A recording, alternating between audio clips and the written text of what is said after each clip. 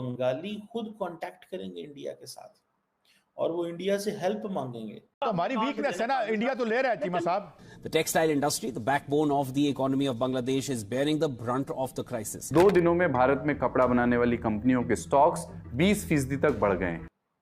In coming years मैं आपको बड़े पते की बात बता रहा हूँ। उसकी वजह यह है कि जितनी वहां पे हालात खराब हैं, गुर्बत है, इकोनॉमी के मसले हैं, यूथ है, ये यूथ जो है Orders worth billions of dollars have been cancelled and factories are shutting down as well. तो शेख हसीना वाजिद के जो बेटे हैं वो अमेरिका में होते हैं। कहा जा रहा है कि वो वहां से मीडिया से बात करते हैं।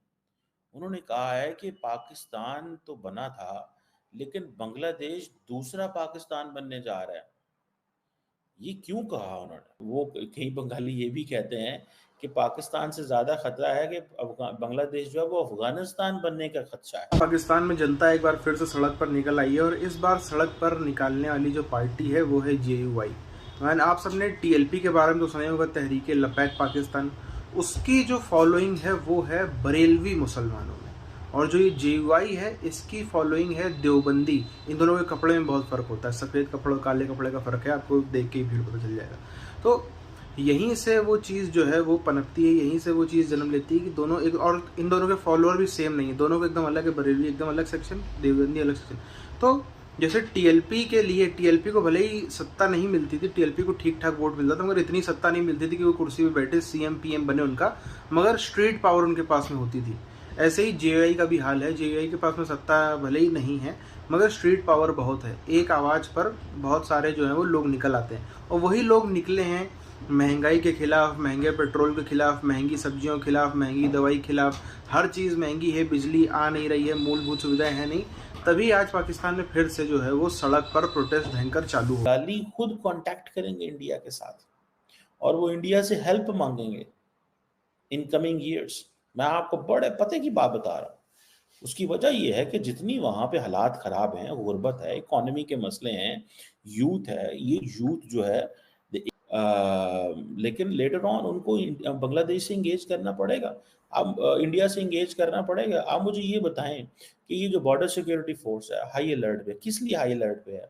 वो भाई बांग्लादेश के लोग समझते हैं कि स्टेबिलिटी इंडिया में है, so we need to get into India. तो वो जो स्टेबिलिटी के लिए वो इंडिया जा रहे हैं, तो आप अभी इंडिया जा रहे हैं, इलीगली इंडिया जाना चाहते हैं। इंडिया की जो बॉर्डर सिक्योरिटी फोर्स है उनको रोकना चाहती है। माहौल खराब है। इसके कारण कपड़ा कंपनियों को यानी टेक्सटाइल कंपनीज को भारत या दूसरे देशों से आउटसोर्सिंग शुरू करने के लिए मजबूर होना पड़ सकता है। और ऐसी आशंकाओं के बाद मंगलवार के सत्र में शेयर बाजार में टेक्सटाइल स्टॉक्स में तूफानी तेजी देखने को मिली। देश को चलाने के लिए अंतरिम सरकार बनाई जाएगी। ऐसे में निवेशकों का मानना है कि बांग्लादेश संकट से भारत से कपड़ा निर्यात को बढ़ावा मिलेगा, इसलिए NSE पर टेक्सटाइल स्टॉक्स रॉकेट है। बांग्लादेश दूसरा सबसे बड़ा कपड़ा निर्यातक है, यानी एक्सपोर्टर है देश का, और 2023 में लगभग $47 बिलियन के रेडीमेड कपड़ा निर्यात किया है बांग्लादेश ने। दक्षिण एशिया देश और यूरोपियन संघ और यूनाइटेड किंगडम में उच्च दोहरे अंकों की हिस्सेदारी है बांग्लादेश की, और अमेरिका में 10% बाजार हिस्सेदारी है। लेकिन अब खबर ये आ रही है कि वो हो सकता है कि फिनलैंड जाए। मैंने आपको सबसे पहली खबर जो बांग्लादेश की दी थी उसमें मैंने आपको ये बताया था कि फिनलैंड जाएंगी वो, क्योंकि उस वक्त भी एक खबर उसके अंदर ये था कि फिनलैंड जाएंगी, लेकिन अब ये है कि वो उस तरफ का सोच रही हैं कि यूरोप जाएंगी। अब क्या यूरोप उनको एक्सेप्ट करने के लिए तैयार है या नहीं है हमें देखना पड़ेगा। लेकिन जो अलार्मिंग सिचुएशन है वो ये भी है कि बांग्लादेश के अंदर कुछ ऐसी आवाज़ें भी उठ रही हैं, जैसे कि उनके सुप्रीम कोर्ट बार एसोसिएशन जो है बांग्लादेश की, उसने ये डिमांड की है कि शेख हसीना और उनकी सिस्टर शेख रिहाना को हैंड ओवर किया जाए। मैं समझती हूँ कि एक तो अगर ऐसा कुछ होता है तो ये बहुत ज़्यादा खून खराबा जो है उसकी तरफ जाएगा। मज़ीद अभी भी बहुत हो रहा है लेकिन अनारकी बहुत ज़्यादा बढ़ जाएगी। लेकिन क्योंकि ये जो नई हुकूमत है इसके अंदर मुझे लगता नहीं है कि ऐसा कुछ होगा। वो जहाँ पर भी रिफ्यूज हासिल करने की कोशिश कर रही हैं उनको करने दिया जाएगा, जाने दिया जाएगा, क्योंकि मोहम्मद यूनुस जिनका नाम लिया जा रहा है कि अब वो चीफ एडवाइज़र बन रहे हैं। तो शेख हसीना वाजिद के जो बेटे हैं वो अमेरिका में होते हैं। कहा जा रहा है कि वो वहाँ से मीडिया से बात करते हैं। उन्होंने कहा है कि पाकिस्तान तो बना था, लेकिन बांग्लादेश दूसरा पाकिस्तान बनने जा रहा है।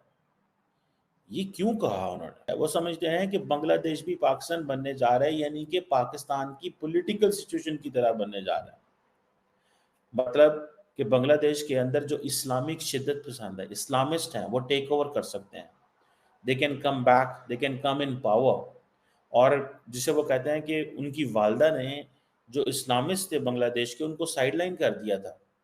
सो अब दोबारा इस्लामिस्ट आ जाएंगे। जारी बात है, उन्होंने ये गुस्से में बयान दिया है।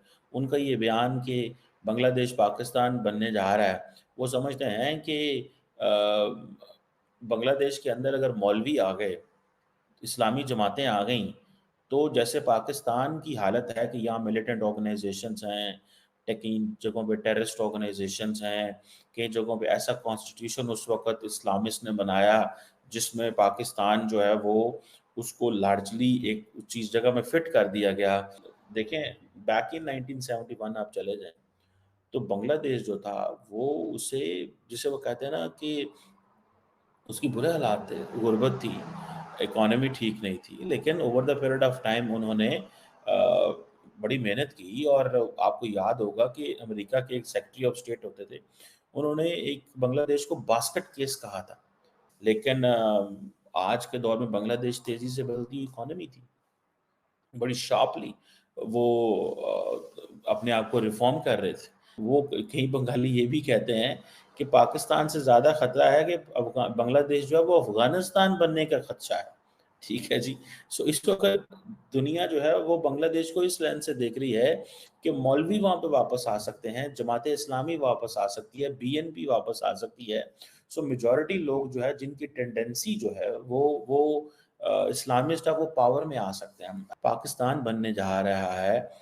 मैं जारी बात है, शेख हसीना वाजिद के बेटे को पाकिस्तान के ऊपर गुस्सा है, बिकॉज उन्होंने जो तारीख सुनी अपने जिसे वो कहते हैं ना वालिद के बारे में, ठीक है, उन्होंने जो तारीख देखी, उनको जब वो बड़े हो रहे थे तो पाकिस्तान के बारे में जो उन्होंने बातें की, जारी बात है दे बिलीव कि वो एक अच्छी मेमोरी तो उनके लिए नहीं होगी। पाकिस्तान के हैवीवेट नेता मौलाना फजलुर रहमान अभी तक जो चुनाव के पहले की सरकार थी शहबाज शरीफ की, उसमें बड़े मंत्री पद पर थे, लेकिन कुछ सिलसिला ऐसा बैठा कि ज़्यादा उनकी बनी नहीं, तो अब वो जो है वो अलग ही हो गया, वो सत्ता से दूर हो गए। अभी जो सत्ता से दूर का सफ़र है उसमें वापस सत्ता में आने के लिए उन्होंने नई चीज़ों की कोशिश करी, नई खोजें करी। हालांकि अब देखें तो पाकिस्तान के अंदर मुद्दे तो हैं, ज़मीनी मुद्दे जो हैं जिसके दम पे इमरान खान ने दोबारा से अपनी पॉपुलैरिटी गेन की थी। वरना आपको याद होगा जब इमरान खान प्राइम मिनिस्टर था तो आखिरी के कुछ टाइम में भयंकर जो है वो एंटी इनकम्बेंसी के चलते भयंकर विरोध था जनता में इमरान खान के प्रति। लेकिन वो चीज़ें जो है वो समय के साथ में सिर्फ और सिर्फ इसीलिए इमरान खान ने उस हवा को भुना लिया क्योंकि एक जो सरकार में बैठेगा उसके खिलाफ पब्लिक को गुस्सा होगा। पब्लिक को साफ नज़र आता है कि महंगाई है, तो इसका मतलब इसमें सरकार की वजह से हो रही है। जबकि पाकिस्तान का सिस्टम ही कुछ ऐसा बन गया है कि कोई भी बैठ ले कुर्सी पर, महंगाई को रोक ही नहीं सकता। यही कारण था कि इमरान खान ने अपनी जो पंजाब की और केपीके की सरकार बीच में डिज़ोल्व कर दी थी, चुनाव के पहले का मैं बता रहा हूँ, डिज़ोल्व कर दी ताकि वहाँ के लोकल मुद्दे हावी ना हो जाए और उस वजह से इमरान खान की जो है पॉपुलैरिटी गिरने ना लगे। फिर से चीज़ें जो है वो आगे का सिलसिला चल, सब कुछ होता रहा। अब बात जिधर को आ गई है, अब बात यहाँ पर है कि टैक्सेस बढ़ा दिए गए हैं नए बजट में, टैक्सेस बढ़ा दिए गए हैं, पेट्रोल के दाम बढ़ गए हैं, जो लोड शेडिंग है वो काफ़ी ज़्यादा बढ़ गई है। मतलब कि टैक्स ज़्यादा दो, सुविधाएं नहीं मिलेंगी, पेट्रोल महंगा मिलेगा, बिजली महंगी भी मिलेगी और आएगी भी कम। कुल मिला के अगर किसी देश की जनता को एज अ नागरिक रहते हुए जिंदा रहते में जहन्नुम दिखाना, तो वहाँ पर यही सब चीज़ें करी जाती हैं। ज़्यादातर जहाँ पे आप देखो गुलामी का जो एक काल था, जिन जिन देशों को गुलाम बनाया था, तो वहाँ पे यही सब होता था कि मूलभूत सुविधाएं इनकी काट दो, इनसे जो है वो टैक्स वसूलो। आखिर अंग्रेज भी तो यही करते थे, ज़्यादा टैक्स वसूलते थे, मूलभूत सुविधाएं देते नहीं थे, अधिकार देते नहीं थे। वही सेम टू सेम सिस्टम अंग्रेज तो चले गए, मगर पाकिस्तान में वही सिस्टम जो है वो अभी भी लागू हो रहा है। और उसी सिस्टम का नतीजा है कि इस हालत में, इस तरह में आकर के, इस दहलीज पर आकर के पाकिस्तान पहुंच गया है।